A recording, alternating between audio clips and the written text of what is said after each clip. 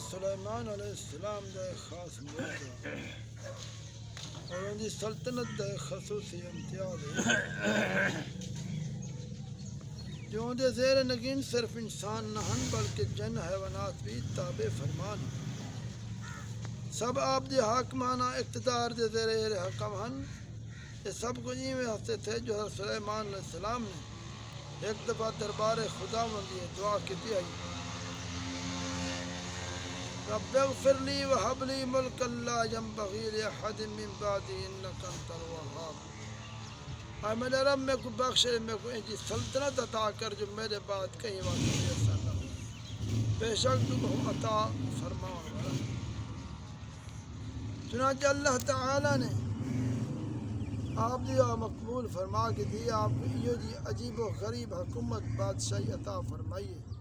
نہ آپ کے نہ پہلے کہیں کو ملی ہے نہ آپ کے بعد کہیں کو میسر تھی.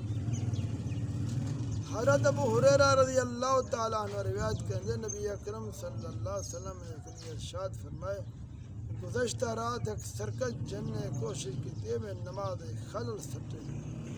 اللہ کریم نے میں کو تے قابو دے دیتے میں کو پکڑ کے تھے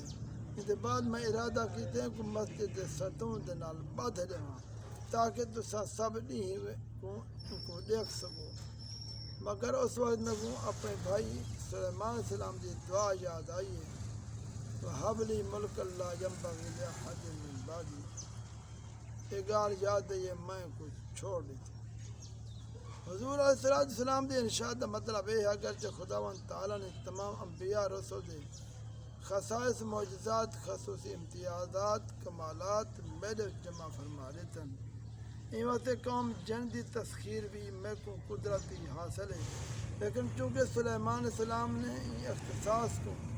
اپنا خصوصی تغرہ امتیاز قرار دیتے ہیں ایوات سے میں سلسلہ مظاہرہ کر مناسب نہیں سمجھا.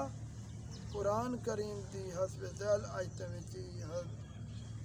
سلیمان علیہ السلام دے معجزانہ اقتدار حکومت کا تذکرہ ہے. اعوذ باللہ من الشیطان ومن الشیاطین من یغوثون له ویعملون عملا دون ذلک وکننا لهم حافظین. اور شیطان سرکش